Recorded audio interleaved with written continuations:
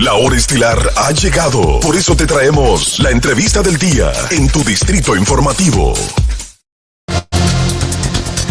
Así es, señores, 7:24 de la mañana y en este momento vamos a recibir al secretario de Asuntos Económicos del Partido de la Liberación Dominicana, Guarocuya Félix. Él es una persona, bueno, que todos conocemos, exdirector de la DGII, y que, bueno, económicamente ha sido una persona que nos ha dado un poquito de luz de por dónde podemos ir y dónde podemos no ir en nuestro país para evitar caer en un descenso. Vamos, dentro de muchas cosas con las que tenemos que hablar con él, a mí me gustaría su opinión primero en cuanto a las políticas económicas que está tomando el gobierno en este momento para poder combatir la crisis creada no tan solo por los vestigios de la pandemia que acabamos de vivir, sino también por la guerra en Ucrania que está afectando económicamente el mundo entero.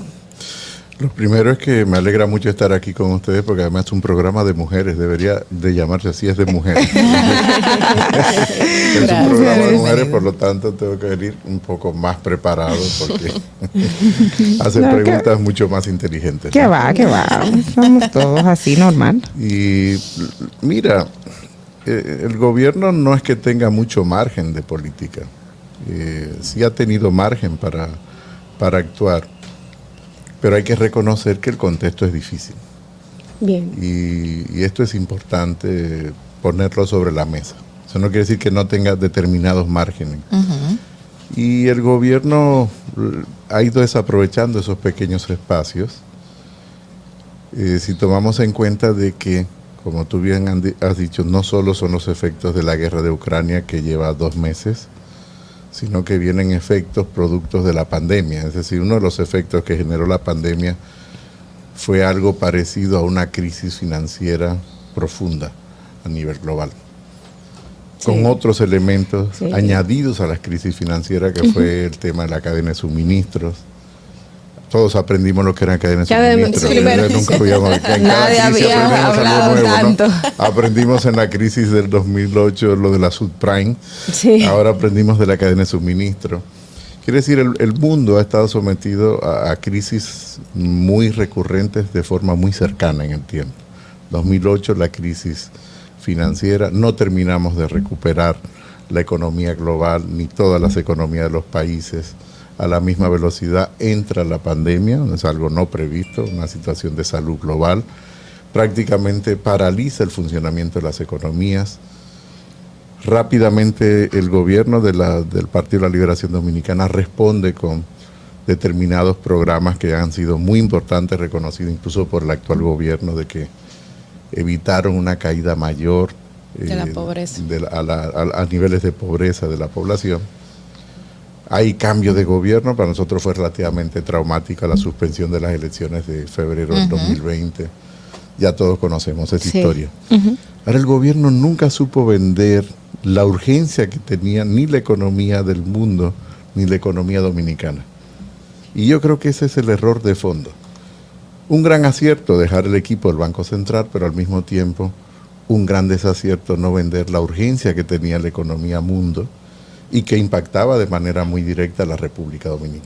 ¿Cómo manifestar? O sea, para ver si lo entendemos. ¿Cómo vender esa urgencia? Exacto. ¿Cómo manifestar lo que estaba pasando fuera, que iba a afectar directamente, proporcionar a la población dominicana? Y ya estaba afectando. Exacto. Y de hecho comenzó a desmontar los programas a una velocidad que el Partido de la Liberación Dominicana en su momento dijo, un momentito, vayan un poco más despacio porque no acabamos de salir de los efectos de la pandemia. Es verdad que tiene un costo fiscal, pero los recursos fiscales o la capacidad de endeudamiento de un país se utilizan precisamente para mitigar el impacto que tienen las crisis en las personas cuando hay crisis. Pero en este momento eso tú utilizas, vamos a decir, los ahorros, ¿no? En este momento el gobierno está subsidiando, por ejemplo, la gasolina, que se le ha ido medio presupuesto del año. Claro, pero fíjate que lo ha hecho de manera indiscriminada y no focalizada. No es que no tenga que subsidiar, yo creo que esa es la parte correcta. La parte que no ha hecho digamos, de manera más adecuada es la parte correspondiente a la focalización del subsidio, porque es un subsidio universal. ¿A quién se debería subsidiar y a quiénes no? O sea, sectores. Pero quizás ahí el problema, y perdón que interrumpen la pregunta, sí, he escuchado a otros colegas suyos que hablan de que, por ejemplo, en materia de subsidio a las gasolinas es muy difícil focalizar el subsidio a las gasolinas y a los combustibles. No es cierto, porque lo hemos hecho en otro momento, no es la primera vez que tenemos incrementos importantes de los precios de los combustibles. Entonces, ¿cómo se haría? Ya hemos tenido, déjeme decirle que el incremento de los precios de los combustibles por encima de $100 es algo recurrente, no es algo periódico.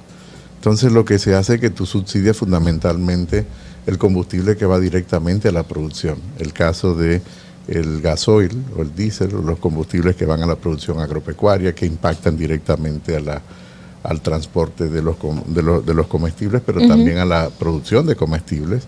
Subsidias directamente determinados grupos más vulnerables como estudiantes. Es fácil porque te dice, bueno, todo el que tiene un carnet de estudiante tiene un subsidio. Es decir, es posible, y hoy en día con la tecnología que tenemos de información, hacer mucho más fácil la focalización de los subsidios. Y esta focalización, que no haya subsidios, sino que los subsidios deben ser más focalizados porque los recursos te van a dar para más. No es un tema de que no se subsidie, sino que los recursos sean utilizados de la mejor manera posible. Miren, cuando yo veo a veces los mensajes que da el gobierno, por un lado te dice que nosotros estamos siendo afectados por lo que está sucediendo en el exterior y que la inflación, que es quizás el problema más grande que tiene ahora en materia económica, es por culpa de lo que está sucediendo fuera.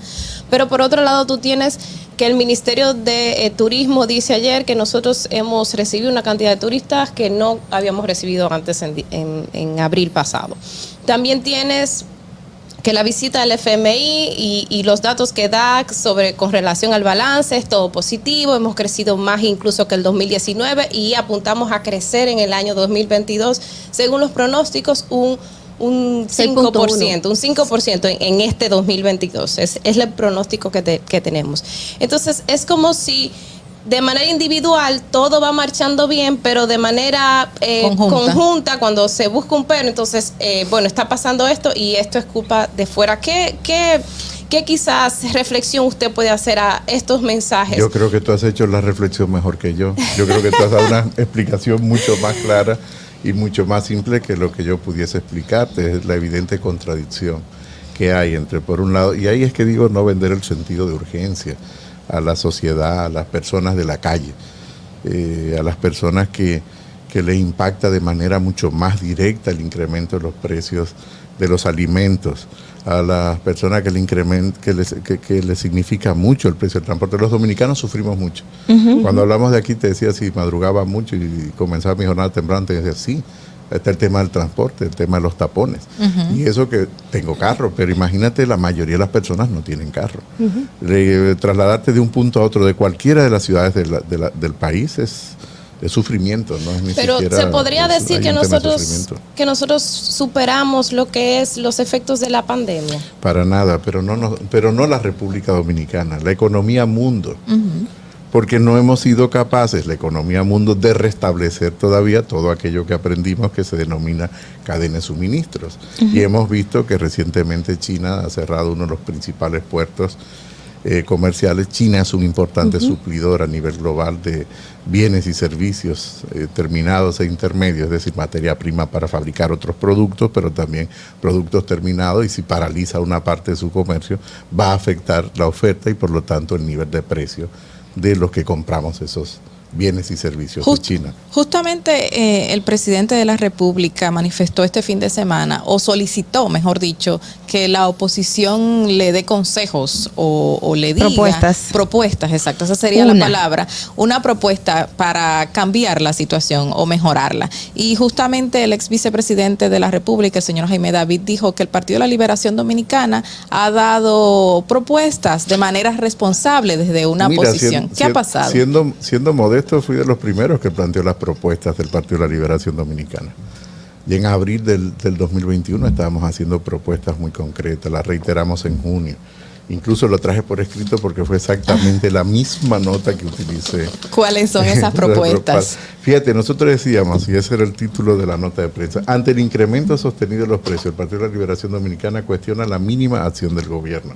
El ingreso de las personas se redujo de 100 pesos a 90,35 en el último año. Hoy en día la disminución del ingreso es mayor porque la inflación sigue siendo importante. Y voy directo a las propuestas. Dice, el Partido de la Liberación Dominicana entiende que el tamaño de los retos que enfrenta la República Dominicana requiere de un plan y acciones coherentes que tomen en consideración, entre otros aspectos. A. Ampliar los programas de transferencias focalizados para proteger a las personas de menores ingresos, enfatizando alimentos, transportes y vivienda. Estamos hablando de esto hace un año. B. Propiciar de manera decidida el diálogo entre trabajadores y empresarios para el incremento de los salarios y recuperar la capacidad de consumo. C. Realizar en la mayor brevedad posible consulta con los sectores productivos afectados, particularmente los del sector agropecuario, y los demás relacionados con la canasta básica para determinar de forma conjunta un curso de acción que mitigue el impacto del incremento de los precios de los insumos. D. Mantener incentivos fiscales por sectores desmontables de acuerdo a su velocidad de recuperación, con énfasis en las pequeñas y medianas empresas. Esto tendría la finalidad de evitar la destrucción de tejido productivo y, por la vía de consecuencia, la pérdida de empleos. E. Restablecer el sistema de subasta para las importaciones de productos de origen agropecuario, respetando los acuerdos comerciales y evitar privilegios. Pero seguimos haciendo propuestas. Hace poco menos de 2 semanas hicimos propuestas en el marco de la Cámara de Diputados a propósito de no estar de acuerdo con la disminución de arancel cero. Y entonces es que no les llegan las propuestas, ¿o cómo es? Porque él dice que le hagan unas propuestas. Supongo que no ha habido la capacidad de leer adecuadamente o de escuchar adecuadamente a los partidos que hoy en día somos de la oposición. Yo he visto dentro de esas cosas que se ha aumentado el sueldo. A ver, hicimos en su momento un análisis del incremento de salario. Ese incremento de salario, vamos a decir que fue muy pírrico, era mucho más propaganda que efectivo la realidad del incremento de los salarios. Vamos a recibir esta llamada que viene de fuera. Buenas, Distrito Informativo. Muy buenos días. Buenos días, José Jiménez desde la ciudad de Nueva York, chicas. Hola, José. Buenos días. Bienvenida, señor Guarocuya. Bienvenido, señor Guarocuya. No lamento que usted esté aquí en este programa ahora, pero me hubiera encantado poderle hacer estas preguntas cuando usted fue funcionario. Por supuesto, y seguro que te hubiese respondido. Pero quizá vuelva a hacerlo de nuevo en algún momento y quizá pueda tomar alguna de esas medidas que ustedes están proponiendo. Eso va a depender de la confianza que nos dé la ciudadanía y la capacidad que nosotros tengamos como partido de volver a conquistar la simpatía.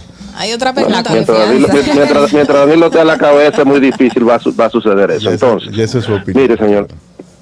Claro, señor Guarocuya. Ahora mismo, como se dice, como se dice en el béisbol, del área de los fanáticos, todo el mundo sabe jugar mejor que cuando uno está en el centro. Pero, por ejemplo, cuando usted fue funcionario, todas las propuestas que estaba poniendo, o sea, no se aplicaron muchas cosas que iban en detrimento. Lamento decirte, José, que no fue así. Si tú hicieras... Pero déjame terminar, porque no solo es la propuesta de usted ahora, sino lo que le voy a preguntar. Si hicieras una revisión de las decisiones que tomamos en su momento o de los comentarios que me tocó hacer en las diferentes posiciones, no solo fui director de impuestos, fui director nacional de planificación o superintendente de valores, verás que cuando tuve que ser crítico fue muy crítico con mi propia administración y al mismo tiempo fui muy activo cuando nos tocó todo el tema del impacto de la crisis del año 2008, que para la República Dominicana la vinimos sintiendo en el 2009. Y muchas de estas propuestas se basan en la experiencia, las medidas de política que tomamos en el 2009 y el 2010. Ok, aquí voy con mi pregunta. Ahora hay 2 temas importantes que afectan grandemente a cualquier persona que ponga una empresa del tamaño que fuera en República Dominicana. El pago del ITEVIS a los días 20 y el anticipo. Digo esto porque el financiamiento, cuando uno vende cualquier cosa, si usted no financia, si usted no vende fiado, usted no va a vender. Sin embargo, el fiado allá no está regulado. Usted tiene que vender a crédito, por decirle así, por 30, 60, 70, 80 días, hasta por un año. Sin embargo, a la DGI hay que pagarle ese ITEVI fielmente. Religiosamente. Si no, usted entra en mora, aunque usted no haya cobrado esa factura nunca. Esa es una. Igual lo del anticipo, que ahora mismo pedirle al gobierno eso, que le quiten eso con esta crisis mundial, como usted dice, sería imposible. Decirle, no, el gobierno necesita ese anticipo. Pero los gobiernos de ustedes vendieron una bonanza tremenda, que todo estaba bien, y nunca lo quitaron el anticipo. Entonces, esas son de las cosas. Quiero recordarte que en mi etapa de director de planificación sacamos la Estrategia Nacional de Desarrollo. Y que en la Estrategia Nacional de Desarrollo, que es una ley, se contempla la necesidad de un pacto fiscal.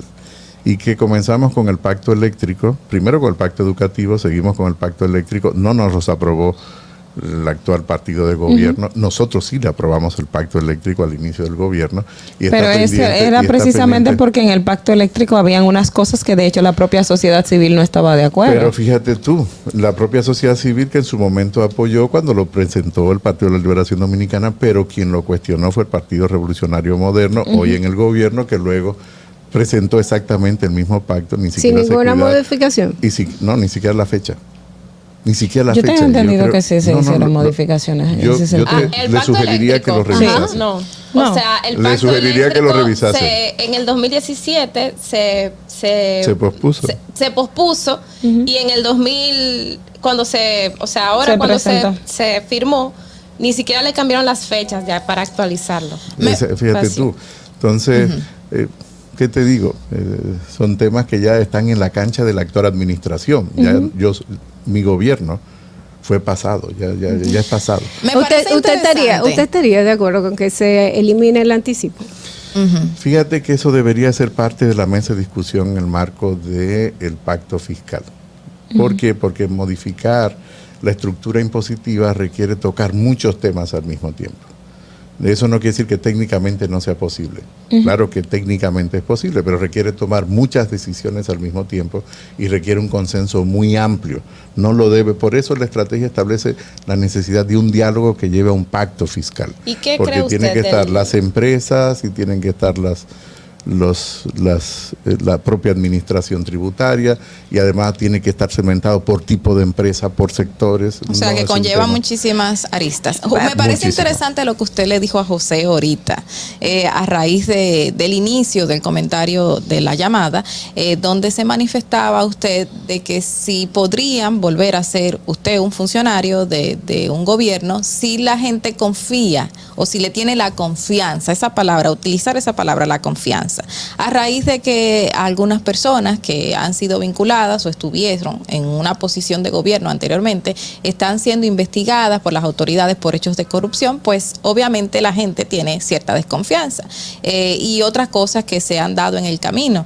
¿Usted cree que existiría una confianza futura para que Danilo Medina pueda, primero, salir a las calles a hacer campaña, porque está siendo muy cuestionado ahora mismo con eso, y segundo, tener una posición nueva vez en la presidencia? Que el Partido de la Liberación Dominicana ha sido muy claro respecto a los sometimientos y a las acusaciones e investigaciones, y ha dicho desde el primer momento que quien tenga responsabilidad individual sobre los temas que se les acusa tiene que responder ante la justicia. El Partido de la Liberación Dominicana lo que ha estado es muy inmerso al interior de la propia organización de poder resarcir una situación que fue muy difícil, y negarla y ponerla debajo de la mesa sería negar la evidencia, lo que es muy evidente, lo que es muy claro. Es un partido que pierde unas elecciones porque hay una división previa de la organización, una división significativa y profunda, y por lo tanto eso es un tema que el partido tiene que trabajarlo y lo ha venido trabajando, como reorganizando la propia estructura, y además tratando de conquistar la simpatía de nuevos grupos de votantes, en este caso de jóvenes. Déjeme decirle que hoy en día es mucho más difícil para los partidos que tienen estructuras todavía tradicionales conquistar la voluntad de las personas para que le apoyen. Hoy en día las personas, en sentido general, sobre todo los más jóvenes por debajo de 40 años, se mueven por temas, no se mueven por organizaciones políticas o se mueven por simpatías individuales, y eso implica un cambio en la estructura de preferencia del votante.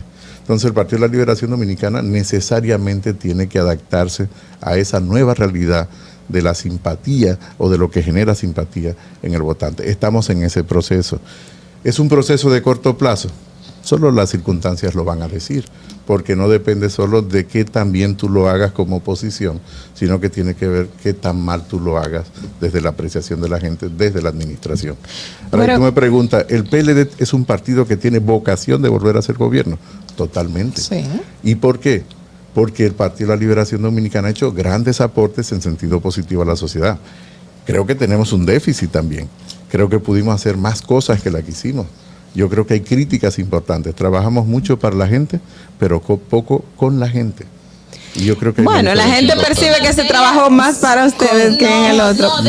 No estoy de acuerdo contigo. Cuando tú haces encuestas, la gente da por entendido. Que se trabajó para ellos. Sí. Cuando hablamos de infraestructura de carreteras o hablamos de infraestructura... Indiscutiblemente, en ese punto eso la sí. gente no lo Chiquito, cuestiona. sí. Lo que la gente cuestiona son aquellos puntos donde el Partido de la Liberación no saca buena nota. Mire, precisamente, y usted antes de la pregunta de Carla abordaba el punto del pacto fiscal. Y recuerdo que en el año 2015 usted hizo un comentario diciendo, bueno, en este gobierno no hay tiempo para pacto fiscal, lo tenemos en agenda, tiene que ser un próximo gobierno. El Partido de la Liberación Dominicana salió del poder en el año 2020. El pacto fiscal que tanto el Fondo Monetario Internacional o las diversas entidades financieras dicen que es necesario en República Dominicana, todavía no se ha logrado hacer. No, porque, y si tú buscas otras declaraciones, porque te veo que la buscaste ahora en Diario Libre y puedes seguir buscando, vas a ver dos cosas que dije mucho como director de impuestos. La necesidad de reforma al mercado de trabajo. La vas a encontrar mucho. Hablé de la necesidad del pacto fiscal, pero dije algo que es previo al pacto fiscal, y lo puedes buscar.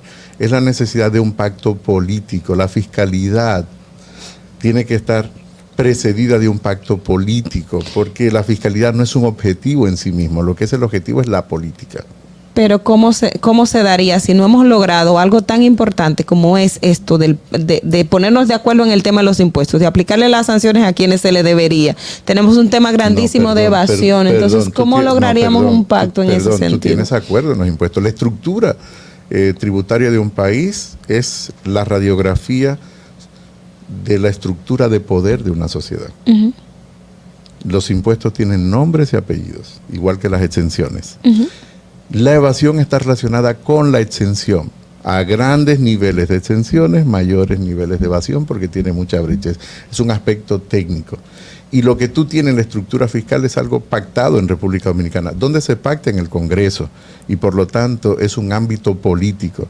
Para tú mejorar la estructura fiscal. Pero en la práctica tenemos muchos pactos y no lo cumplimos. O sea, tenemos un tema muy preocupante en el tema de la fiscalización y efectividad de ellos. Vamos por parte, y va más allá de la fiscalidad, va más allá de los impuestos.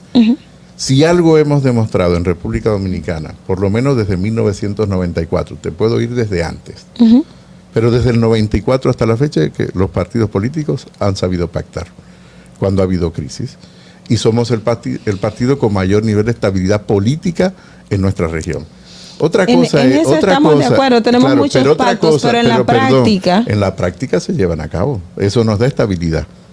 Hemos pactado reformas constitucionales como en el 2010, y eso da estabilidad. Y hemos pactado muchas reformas, es uno de los países que más reformas ha hecho en el ámbito económico y en el ámbito político. Otra cosa es si nosotros hemos pactado temas que beneficien fundamentalmente a las mayorías. Pero tenemos pactos, eso tú no lo puedes negar, yo no lo podría negar, porque pactamos cada día, pactamos en diferentes ámbitos. ¿Y por qué no es efectivo? Porque la gente no lo percibe, o sea, porque en la práctica no está. Lo que pasa es que los pactos no van en el sentido de disminuir desigualdad. Los pactos no van en el sentido de reducir brechas que le den más oportunidad, sobre todo a las personas. Entonces, no son efectivos. En la medida que la efectividad de un pacto está en función de su objetivo. ¿A dónde va? Entonces, claro, entonces tú no lo puedes medir en base a tu visión, sino al objetivo que se planteó quienes establecieron. La pregunta es que no son los pactos correctos o que no son las acciones correctas. Yo creo que esa es la pregunta ahora adecuada. Yo creo que podemos hacer pactos con mayores calidad para mejorar la vida de las personas. Esa sería la respuesta. Porque mientras más, pero no porque no sean efectivos, sino porque no están focalizados en quien lo necesita. El PLD volvemos a un tema y probablemente aquí es un tema semántico, pero de mucha importancia. Okay. Si tú pactas determinados acuerdos políticos, por ejemplo, pactar la ley de partidos, se pactó, es porque te le da mayor estabilidad al sistema de partidos. Claro, entonces el objetivo era dar estabilidad al sistema de partidos, aunque luego tenga que volver sobre ella, reformarla, ajustarla, pero pactaste. Y pactaron las principales fuerzas políticas. Entonces no es que no sea efectivo. Ahora tú me preguntas, ¿usted estuvo de acuerdo, con todo lo que se pactó? Yo te diría, no. ¿Usted está de acuerdo con reformas que se han hecho? Con muchas y con otras no. A ver, pero no porque no hayamos tenido capacidad de pactar. Por ejemplo, yo echo de menos en el diálogo que se tiene sobre reformas que no se haya puesto sobre la mesa para pactar la reforma política del territorio. Y eso... bien, la Constitución, fíjate tú, la Constitución del 2010 establece que República Dominicana debe subdividirse territorialmente en regiones, provincias y municipios, que las regiones contienen la provincia y los municipios, y es la unidad básica para articular la política pública en el territorio. Había una propuesta desde mi etapa de planificación de 10 regiones, 9 regiones para ser exacto, y una macrorregión. De esas 8 regiones, una macrorregión. Eso te permitiría a ti una mejor asignación de los recursos financieros o públicos presupuestarios, pero también una mejor distribución del poder político en el territorio. Nos lleva a otro tipo de organización. Es posible tener, por ejemplo, 154 extensiones de la Universidad Autónoma de Santo Domingo. No hay capacidad. Pero los municipios están exigiendo cada quien una extensión de la universidad. Eso es imposible. Bien, entonces nosotros tenemos que ponerle un alto a eso con una reforma política del territorio. Es decir, tenemos 9 regiones, una macrorregión, y podemos probablemente tener 9 extensiones de la universidad pública que sea efectiva.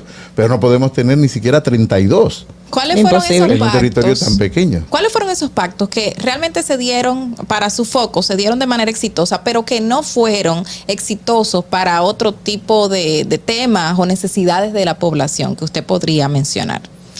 Fíjate, tú te recordarás, pero usted estaba mucho más jóvenes, el famoso diálogo nacional que se hizo del año 2000. Del 1997, 98 más o menos al 2000, que dio una batería de reformas importantes, y esas reformas fueron pactadas. Muchas de esas reformas fueron en el ámbito de la estructura de la administración financiera y de la planificación del Estado.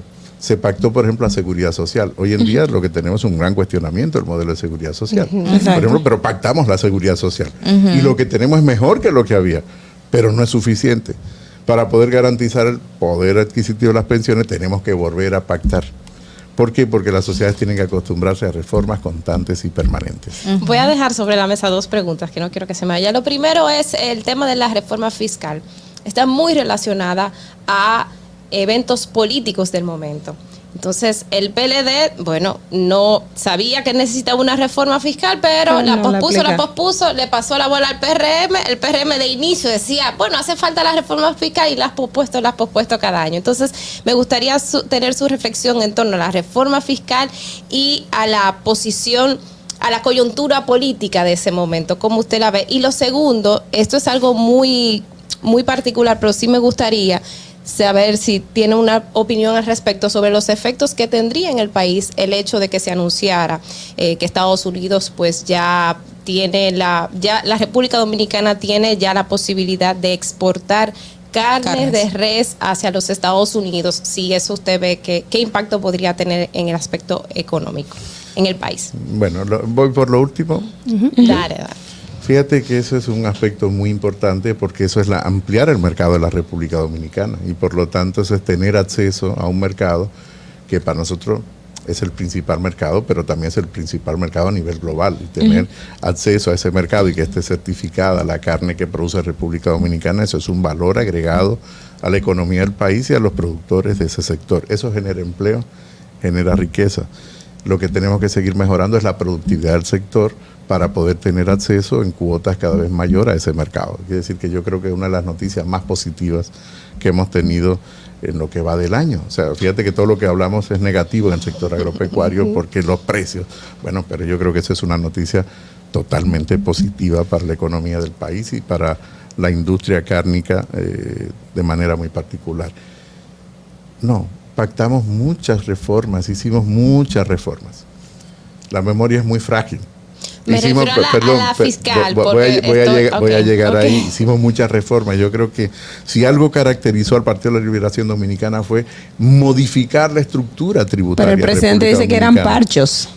Exacto. Y yo creo que eran reformas insuficientes. Okay. Pero hicimos las reformas que son posibles. Vuelvo un paso atrás. La estructura tributaria de un país te representa la estructura de poder de esa sociedad.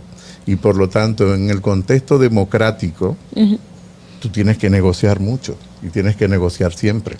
Pero en esas negociaciones el que tiene mayor poder termina beneficiado. No, en esas no. No. En todas las negociaciones, el que tiene mayor poder termina imponiendo su voluntad.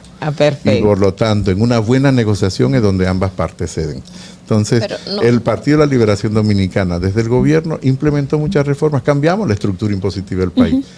Ustedes no lo van a recordar tampoco porque son más jóvenes, pero el país dependía fundamentalmente hasta el año 98, y yo te diría hasta el 2000 prácticamente, después de la reforma de 2000, fundamentalmente del impuesto al comercio exterior, los impuestos que se generaban en aduana. Hoy en día la estructura es inversa.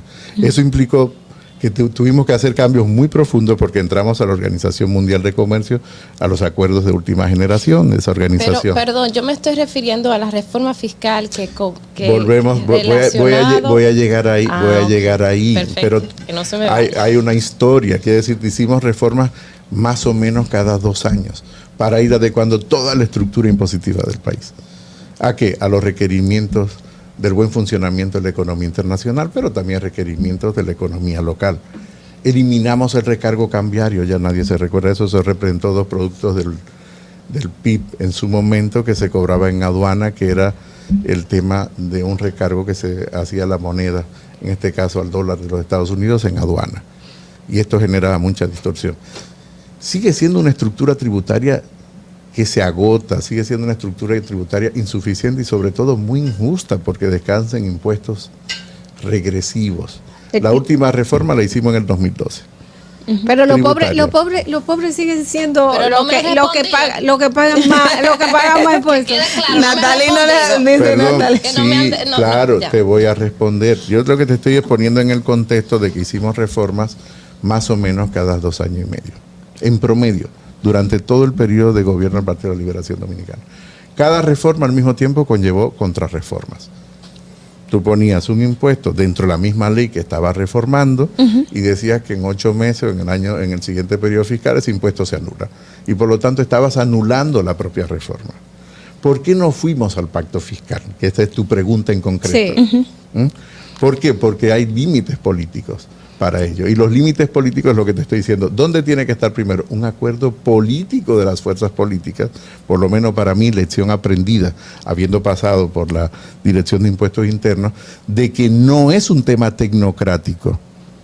No es que yo me levanto y digo, voy a hacer técnicamente una reforma porque la tengo muy bien diseñada sobre la mesa, sino que tengo que hacer acuerdos políticos previos para poder llegar a una reforma tributaria. Y voy a la última. La del 2012, que fue la más grande, todos los días hacemos reformas tributarias, para que ustedes lo sepan. Cuando se amplían incentivos, por ejemplo, como la ley de frontera, en el año 2020 hicimos reforma. Cuando eliminamos exenciones ahora y llevamos arancel cero, es una reforma. Lo que no hemos hecho es una reforma comprensiva, es decir, total. Algunos le llaman una reforma integral, a mí no me gusta. Yo hablo de una nueva fiscalidad que necesita la República Dominicana que nos lleve ya casi a la Pero primera mitad. Pero es que en ese momento ustedes tenían una gran mayoría en el Congreso, ustedes podían decir y van a tener un apoyo en este momento. Cualquier reforma, cualquier cosa que se quiera hacer, tiene de frente al PLD y tiene de frente también a la fuerza del pueblo. Por eso tiene que haber pacto político, precisamente por lo que tú acabas de afirmar. No quiero que usted se vaya sin antes preguntar el tema del impuesto al salario, que mucha gente está preocupada. A ver, yo no vine a hacer una consulta impositiva. No. Porque déjeme decirle lo siguiente. A ver. De mi vida pública, de servicio público, La menor parte ha sido la de impuestos. Ha sido más pero fue la que más se destacó. Tampoco. Fui superintendente de valores. O sea, decir, fui responsable del Bandex. Entonces, no estoy aquí como si fuera una consulta tributaria. Bueno, pero eso tienen que hacérselo a la actual administración tributaria. Todo lo vemos a usted como DGI. Todo lo vemos a usted como DGI por los impuestos y no sé qué. Entonces, pues muy mal, porque prefiero hablar de otros temas más de desarrollo que solo de un aspecto tecnológico. Pero entiende que se debería de hacer la revalorización del impuesto al salario. Ahora está a partir de los 35,000, pero la canasta básica ya está prácticamente por 40. Por supuesto que en algún momento la administración y sobre todo el gobierno tendrá que tomar decisiones al respecto. Pero y eso es una respuesta que tiene que dar el gobierno. Ya. Eso ya no me corresponde a mí.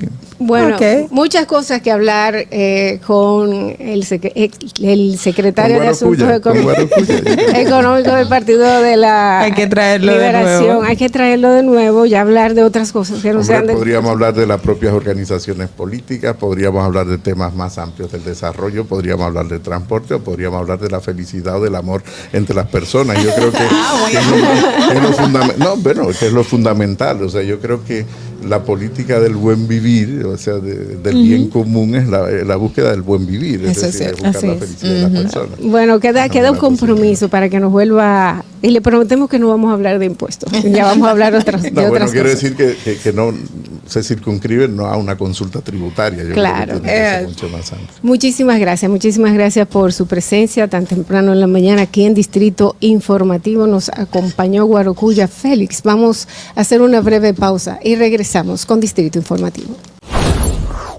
Distrito Informativo.